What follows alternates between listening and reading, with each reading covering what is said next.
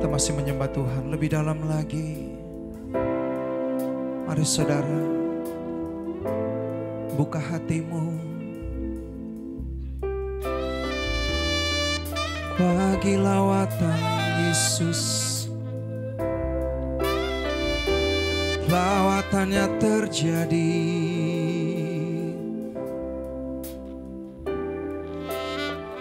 Haleluya.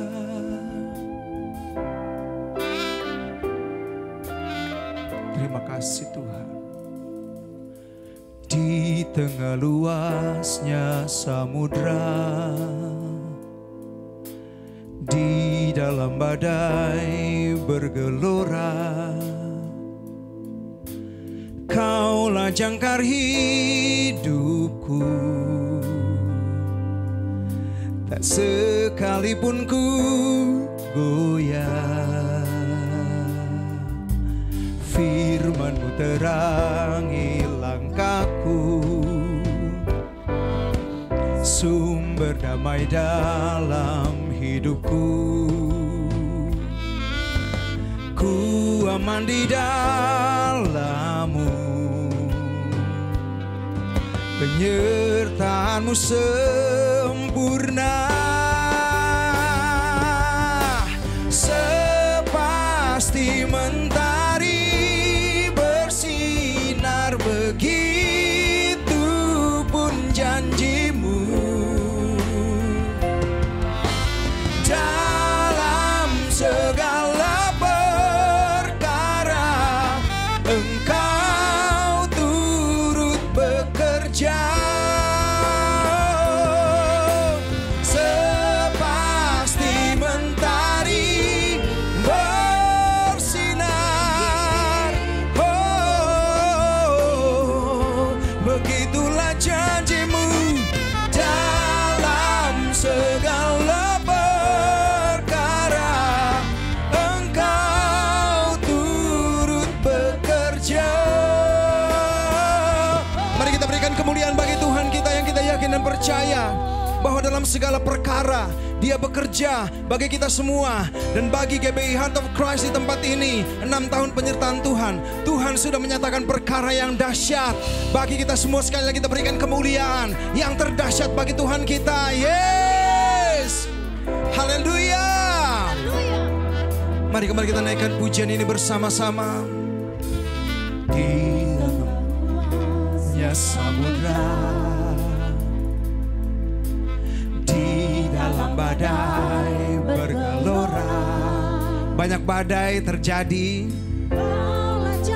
tetapi satu hal yang kita percaya bahwa Yesus Tuhan kita jangkar hidup, kekuatan kita. Amin. Kekuatan bagi GBI Heart of Christ di tempat ini. Firman-Mu terangi langkahku, Dialah sumber damai. Oh, yeah. Ku aman di dalam-Mu, penyertaan-Mu, yeah. Oh, pasti mentari bersinar, begitupun janji-Mu bagi kami semua. Kami percaya dalam segala perkara Engkau turut bekerja. Sepasti mentari, amin. Yang percaya sambil kita berikan kemuliaan bagi Tuhan. Janji Tuhan ya dan amin bagi kita semua. Dalam segala perkara Engkau turut bekerja.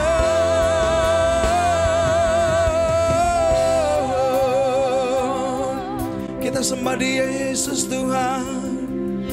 Yesus, haleluya. Kami tinggikan nama-Mu, kami agungkan Engkau, Raja segala raja. Kaulah perisai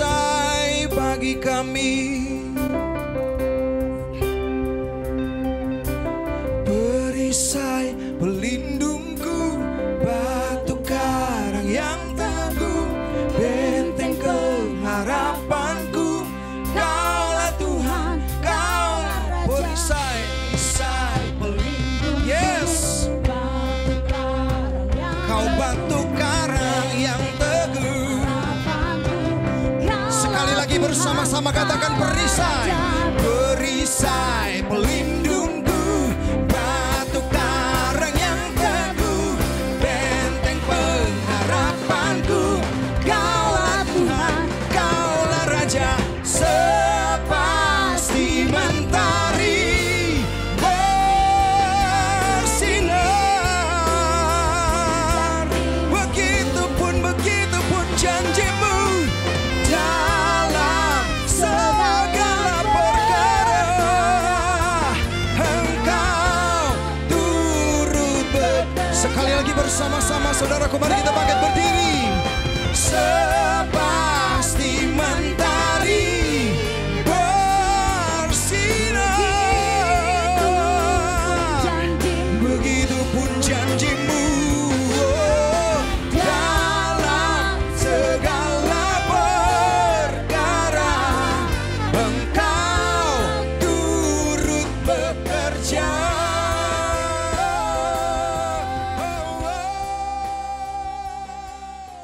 Shalom saudara-saudara semua yang dikasihi Tuhan Yesus Kristus. Pada hari ini kita kembali ibadah online ya. Karena ada PSBB atau lockdown ya, di mana pemerintah tidak memberikan izin untuk adanya kerumunan massa. Dan kita harus patuhi peraturan pemerintah. Dan kita sebelum mulai ibadah online ini, mari kita tunduk kepala untuk berdoa. Tuhan Yesus, terima kasih untuk kebaikan-Mu Tuhan. Kalau pada hari ini kami kembali beribadah kepada Engkau, walaupun melalui secara online, tapi kami percaya Tuhan, urapan dan berkat dan zaman firman-Mu sama seperti saat kita beribadah di gedung Tuhan. Karena kami tahu, kami rindu untuk mematuhi peraturan pemerintah, di mana kita tidak boleh berkumpul dengan jumlah orang yang banyak Tuhan. Tuhan, Engkau berkati setiap jemaat-Mu dimanapun berada Tuhan. Engkau berkati, Engkau urapi telinga, mata, pikiran, hati, agar tertuju kepada firman-Mu dan mengambil sikap beribadah kepada Engkau, hormat kepada Engkau Tuhan. Dan juga urapi hamba-Mu, Engkau taruh perkataan, Engkau taruh pesan-pesan-Mu di bibir hamba-Mu untuk kami semua. Dan biarlah apa yang Engkau sampaikan ini Tuhan menjadi kekuatan bagi kami yang saat ini benar-benar penuh penderitaan, penuh kesulitan hidup selama pandemi COVID-19 ini Tuhan. Tapi kami percaya melalui firman-Mu ini kami boleh mengerti, kami boleh Tuhan mendapatkan kekuatan dan menerima berkat-berkat dari Engkau. Dan juga menerima favor of God. Terima kasih Bapak. Dan kami mulai ibadah ini hanya di dalam nama Tuhan Yesus Kristus. Haleluya. Amin. Shalom saudara-saudara semua. Kita hari ini kembali beribadah ya. Tidak di dalam gedung, tetapi secara online. Ya, karena kita memang ada larangan ya, di lockdown semua. Gedung-gedung gereja, mall, pertokoan, ya semua tempat usaha, keramaian semua ditutup untuk memutuskan rantai penyebaran COVID-19 yang saat ini dengan varian yang baru dan sangat ganas dan lebih mematikan. Tetapi saudara, gedung gereja boleh tutup. Tetapi kita adalah gereja Tuhan. Kita tetap beribadah kepada Tuhan dimanapun kita berada. Oleh karena itu saudara, mari kita pagi hari ini kita ambil sikap beribadah, sikap untuk mendengarkan firman Tuhan, memuji Tuhan. Ya, juga kita harus benar-benar serius dalam mendengarkan firman Tuhan. Karena firman Tuhan akan memberikan kita kekuatan khususnya dalam menghadapi badai hidup ini. Pada hari ini khotbah saya kasih judul seperti yang di layar saudara. Ya, can we still believe in God? Apakah kita masih bisa percaya kepada Tuhan? Ya, jika kita ditanya, ya, apakah kamu percaya kepada Tuhan di saat seperti ini? Kita pasti bilang, oh ya saya percaya. Mungkin di saat kita keadaan baik. Sungguh mudah kita menjawab pertanyaan ini jika kita dalam keadaan baik, keuangan baik, pekerjaan baik, keluarga baik, kesehatan baik. Kita bilang, oh ya, aku pasti cinta Tuhan. Oh iya, pasti aku sangat percaya pada Tuhan.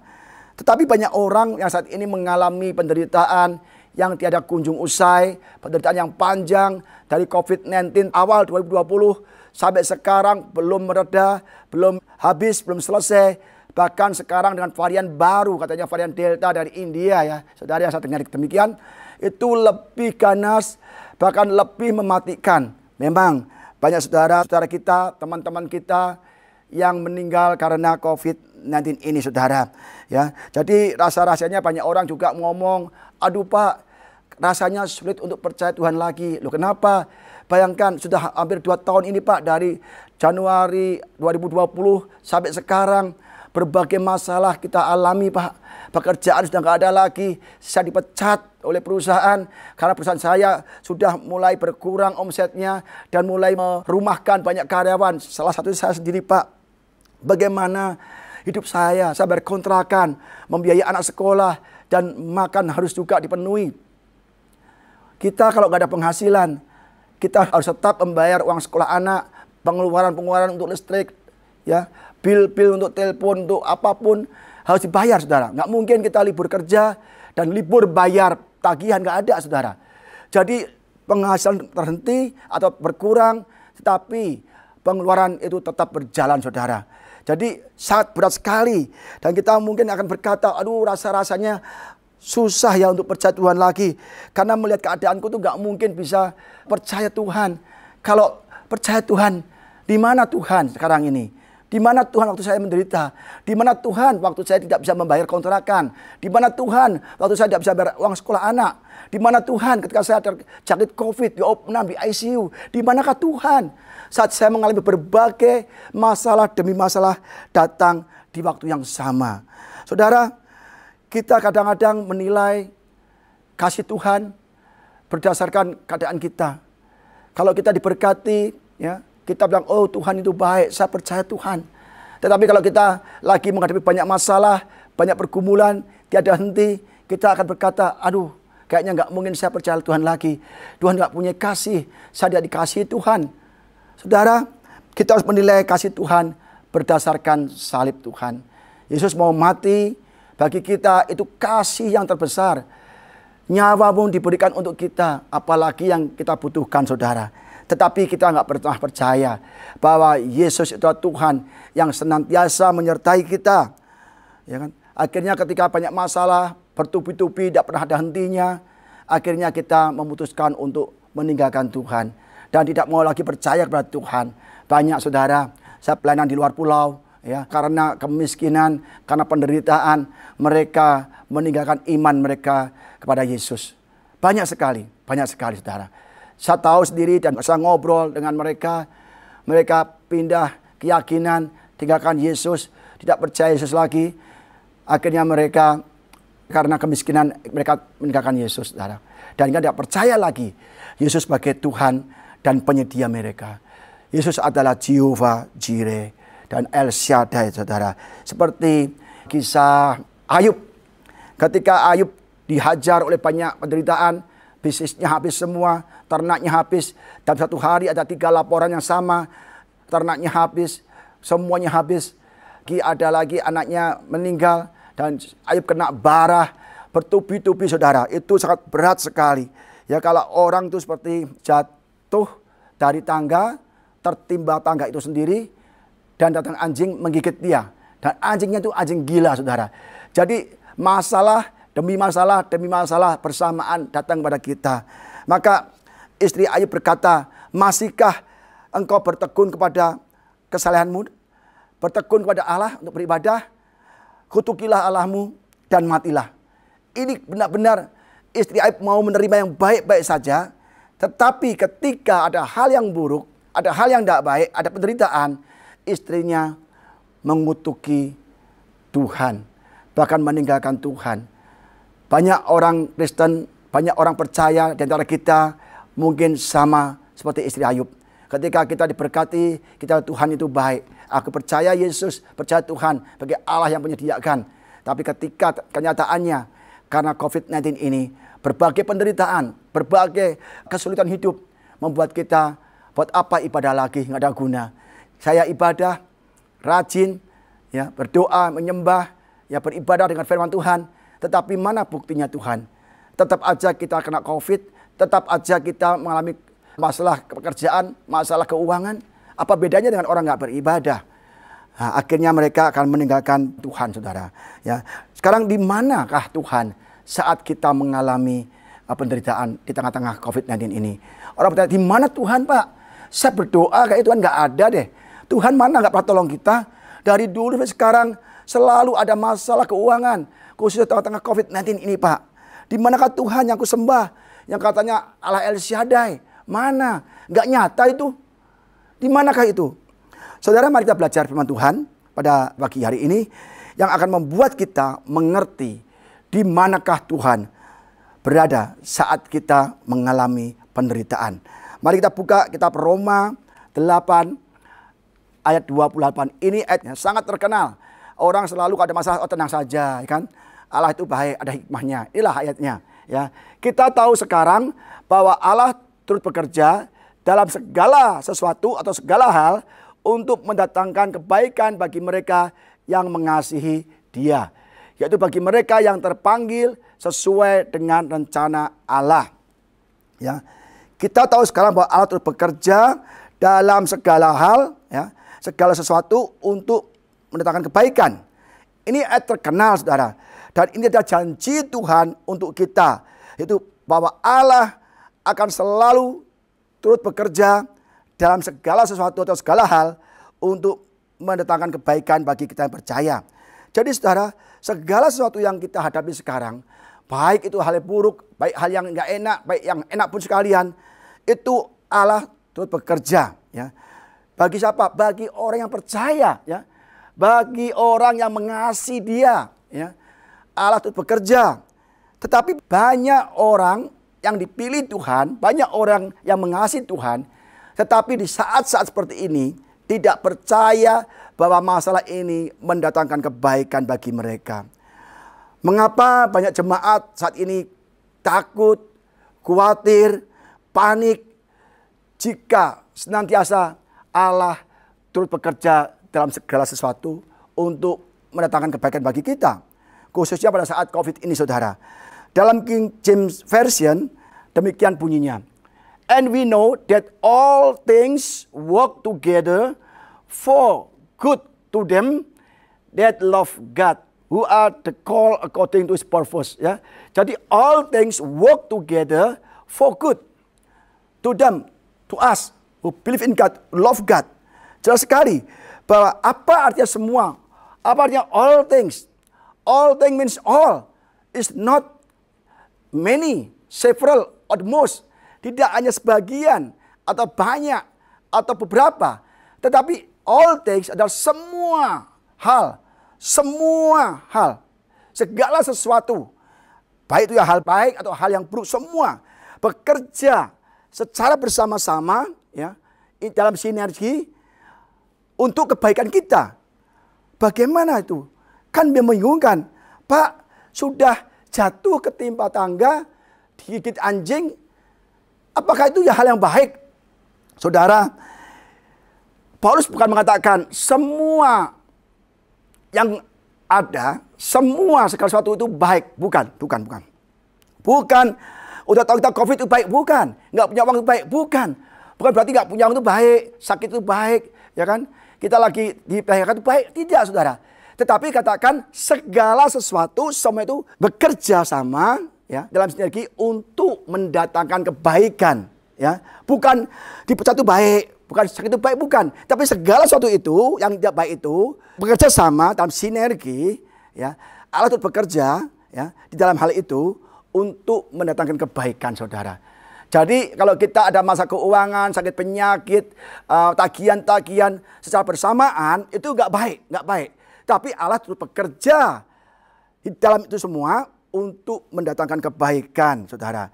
Ya, contohnya gini, saudara. Yusuf. Nah, ini saya kasih Yusuf nih, gambar Yusuf. Ya, kita tahu kisah Yusuf, ya. Dibenci saudara-saudaranya, baik nggak? Nggak baik, ya kan? Dibuang ke sumur, baik nggak? Nggak baik. Terus dia dijual menjadi budak, enak nggak? Nggak enak, nggak baik. Terus bekerja jadi budak di rumah Potifar bertahun-tahun, baik nggak? Nggak baik juga. Difitnah oleh istri Potifar, baik nggak? Nggak baik. Dimasukkan ke penjara, enak nggak? Nggak enak, nggak baik. Bahkan Yusuf semuanya rasakan tidak baik. Tetapi melalui sumur, ya, melalui dibenci, melalui menjadi budak, difitnah, dipenjara, Allah terus bekerja dalam segala macam penderitaan Yusuf untuk kebaikan Yusuf, sehingga Yusuf sampai ke istana. Ya kan? Banyak orang kata, Pak Pendeta, apakah kita sakit itu baik? Enggak baik. Segala enggak baik. Kalau memang tidak enak, saudara, enggak baik. Tetapi segala yang enggak baik yang kita alami saat ini, Allah turut bekerja. Ya, all things work together. Ya, semua bekerja, Allah bekerja untuk mendatangkan kebaikan bagi kita, saudara. Masuk sumur pasti enggak enak, ya kan?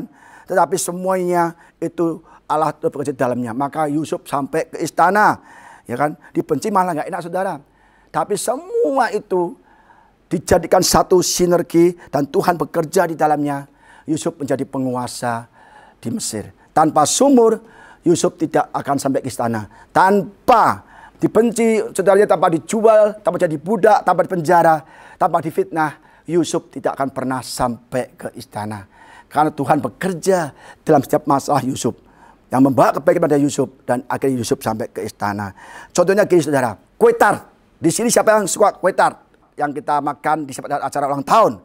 Ya, kue tart yang indah, yang bagus, yang enak, lezat, itu berasal dari apa, saudara? Saya searching ya di Google, apa sih ingredient bahan-bahannya kue tart.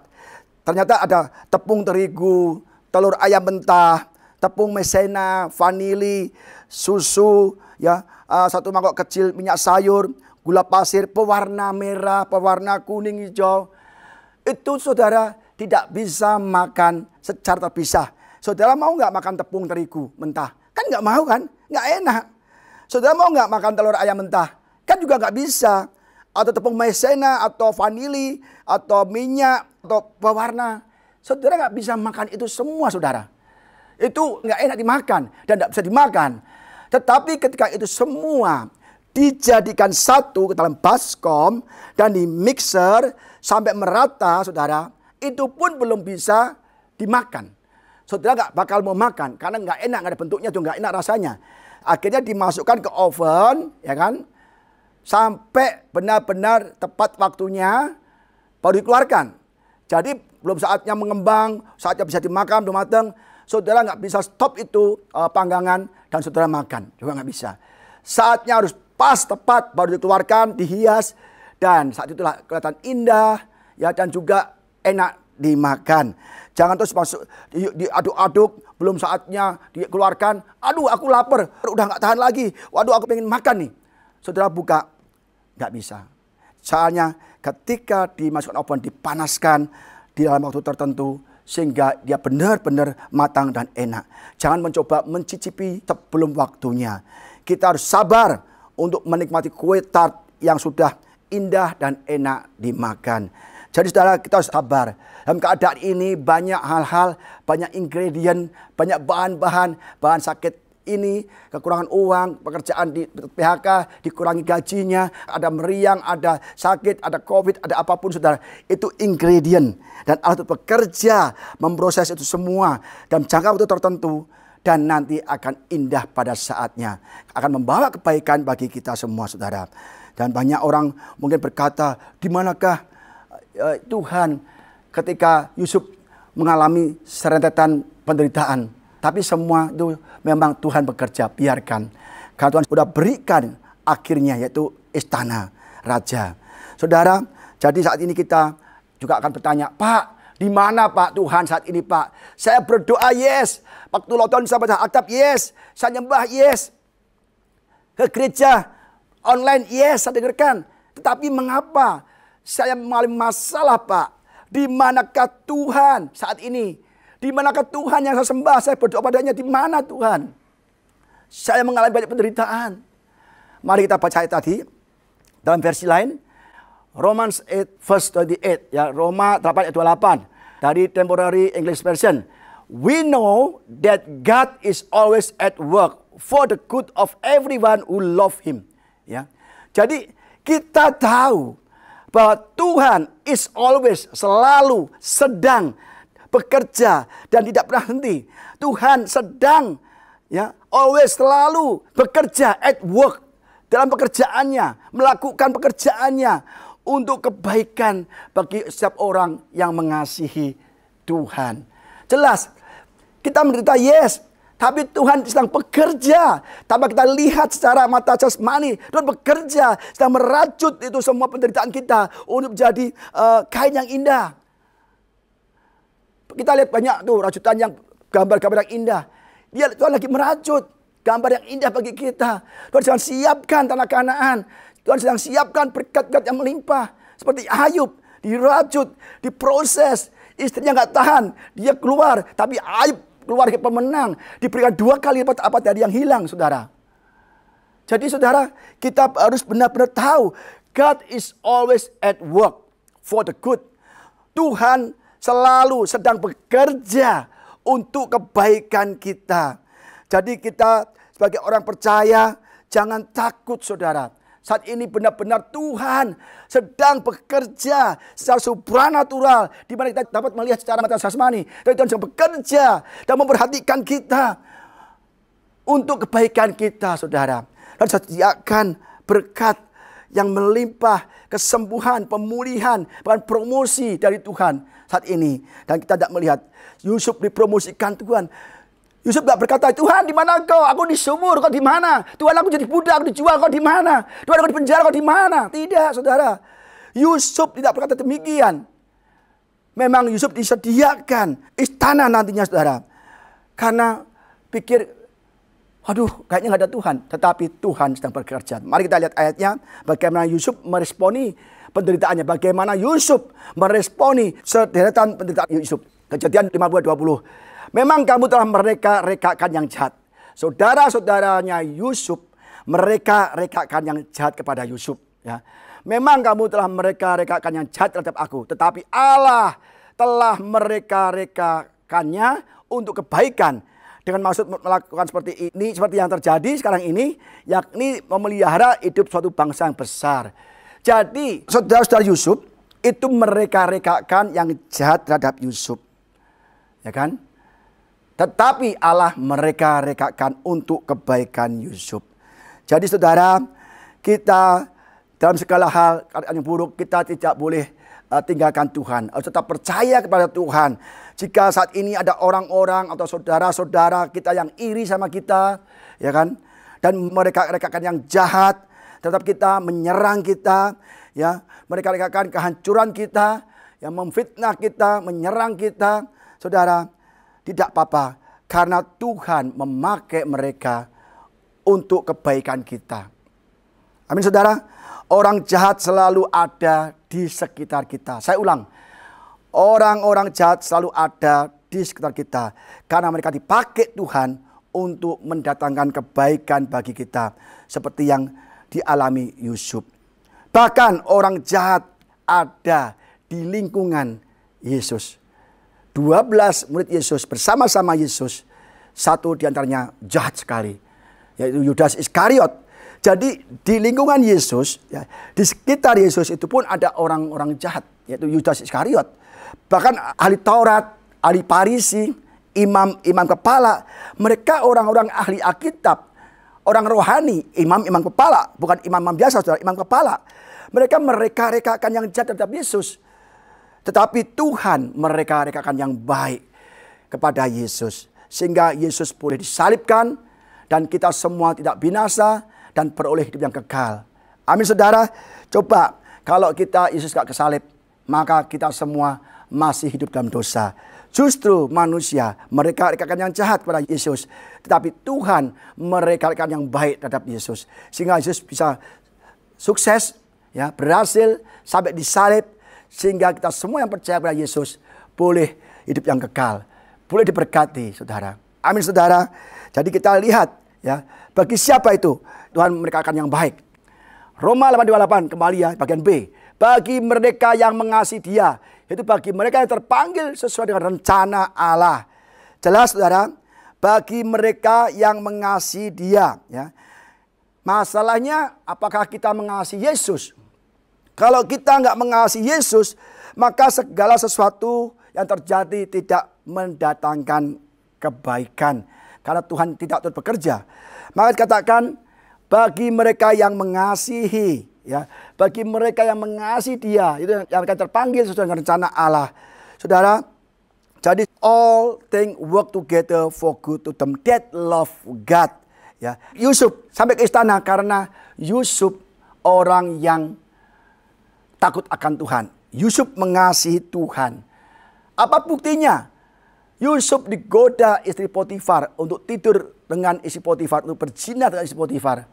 Yusuf menolak, saudara. Jadi artinya Yusuf hidup takut akan Tuhan. Yusuf mengasihi Tuhan. Maka segala sesuatu yang terjadi dalam hidup Yusuf, Allah itu bekerja untuk kebaikan. Dan Yusuf masuk istana. Tetapi kalau Yusuf itu tidak mengasihi Tuhan, dia mau tidur selingkuh dengan istrinya Potifar, maka Allah tidak turut bekerja dalam segala masalah Yusuf.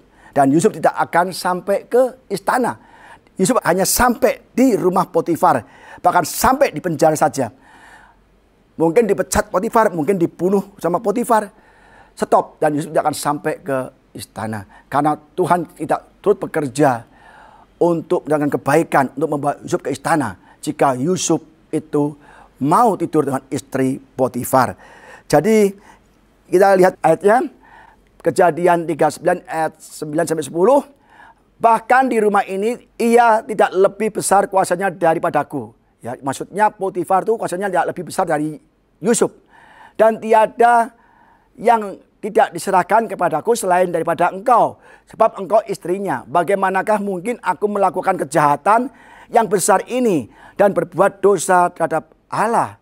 Jadi berselingkuh, ya, tidur dengan istri Potifar, itu bagi Yusuf kejahatan besar, ya, kejahatan besar dan berbuat dosa kepada Allah.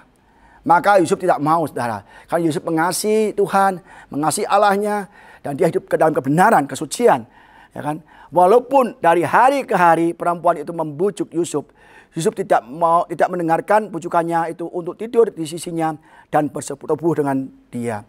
Ingat, Yusuf tidak digoda hanya satu hari, tapi dari hari ke hari.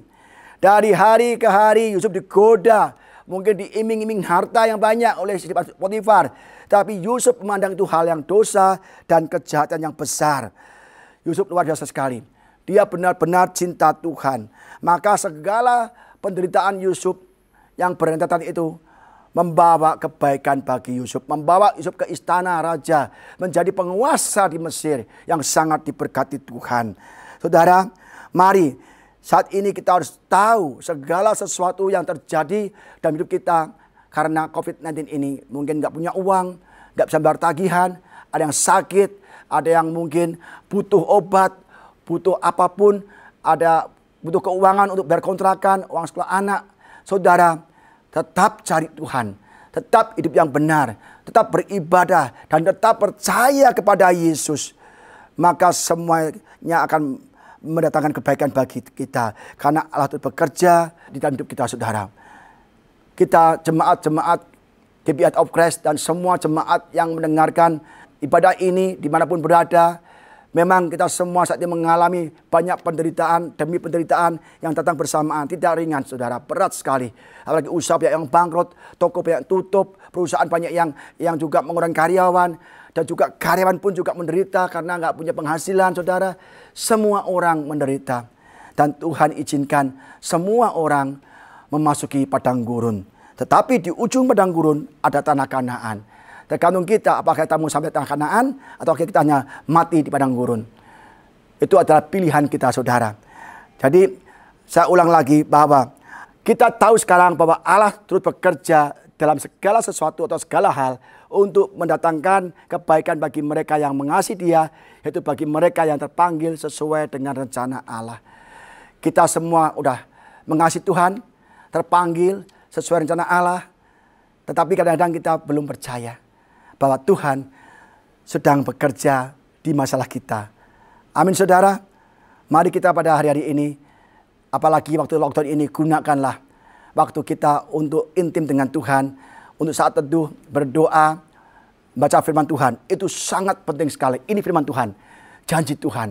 Kita pegang janji Tuhan, kita cari Tuhan, maka segala sesuatu Tuhan akan restorasi, dan dipromosikan sampai ke istana. Seperti Yusuf.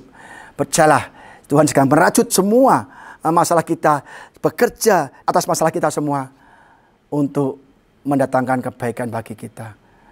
Mari kita berdoa supaya kita ingat dan sadar saat ini Tuhan menyertai kita, bersama kita di dalam segala masalah kita. Dan kita akan dan pasti akan direstorasi, bahkan akan menjadi lebih baik lagi setelah semuanya selesai. Di ujung terowongan yang gelap ada sinar yang cerah menanti kita. Amin. Mari kita tunduk kepala, saudara. Bapa di surga, kami bersyukur pada hari ini Tuhan, walaupun kita beribadah pada Engkau, mendengar firman-Mu di tempat yang terpisah, di mana kami tinggal Tuhan, tapi kami percaya kami sangat diberkati oleh firman-Mu Tuhan. Dan firman-Mu berkata bahwa Allah turut bekerja dalam segala sesuatu atau segala hal untuk mendatangkan kebaikan bagi kita yang percaya Tuhan. Tuhan ampuni kami Tuhan. Kami mengasihi Engkau. Kami beribadah kepada Engkau. Kami terpanggil untuk rencana-Mu Tuhan. Tapi satu hal kami tidak mengerti dan kami belum mengerti. Bahkan kami tidak percaya penuh pada Engkau Tuhan. Bahwa Engkau turut bekerja di dalam masalah kami Tuhan. Oh Tuhan, Engkau berkati setiap jemaat-Mu. Baik jemaat GBI of Christ atau semua jemaat yang mendengarkan firman-Mu Tuhan. Engkau berkati Tuhan. Mungkin saat ini mereka mengalami atau kami mengalami berbagai penderitaan selama itu yang panjang Tuhan. Bahkan kita hampir binasa, hampir mati keuangan, mati secara rohani kami Tuhan. Tapi kami percaya bahwa Allah sedang bekerja untuk memulihkan kami. Allah sedang bekerja untuk menyediakan yang terbaik bagi kami Tuhan. Oh ampuni kami Tuhan yang kurang percaya ini Tuhan. Dan mulai hari ini kami percaya Tuhan. Dan kami sedang berjalan di lembah kegelaman. Tapi firman-Mu, gada dan tongkat-Mu menghibur kami. Sehingga kami akan keluar dari terowongan, keluar dari lembah kegelaman, menuju sinar yang terang. Satu kebahagiaan, sukacita, damai sejahtera, pemulihan, dan promosi dari Tuhan. Terima kasih Bapak, berkati Tuhan Indonesia. Tuhan, Kau pulihkan Indonesia Tuhan. Bahkan semua orang biar tahu bahwa Tuhan Yesuslah yang layak disembah. Karena Yesus adalah Tuhan dari segala Tuhan. Yesus Tuhan atas segala masalah kami Tuhan. Terima kasih Bapak. Terima kasih Tuhan Yesus. Kami bersyukur bahwa Tuhan seperti Engkau. Tidak ada orang, tidak ada Tuhan yang sanggup menolong kami kecuali Engkau sendiri Tuhan. Oh Tuhan, jamah setiap orang yang mendengarkan firman ini. Mungkin ketika mereka saat ini belum bertobat, belum percaya kepada Yesus, Engkau jamah hatinya Tuhan, supaya dia mau percaya kepada Yesus sebagai Tuhan dan Juru Selamat. Karena mereka akan diselamatkan. Terima kasih Bapak, terima kasih Tuhan. Hanya di dalam nama Tuhan Yesus Kristus kami bisa berdoa dan mengucap syukur. Haleluya, amin. Mari saudara, kita sudah terima firman Tuhan, dan saya percaya kita dikuatkan, diberkati, dan kita percaya kita segera akan menerima pemulihan dan promosi dari Tuhan. Karena Tuhan bekerja di dalam segala masalah kita. Sebelum kita berpisah satu dengan lain, mari kita terima berkat dari Tuhan dan katakan amin akan setiap kata-kata iman ini dan terjadi dalam saudara.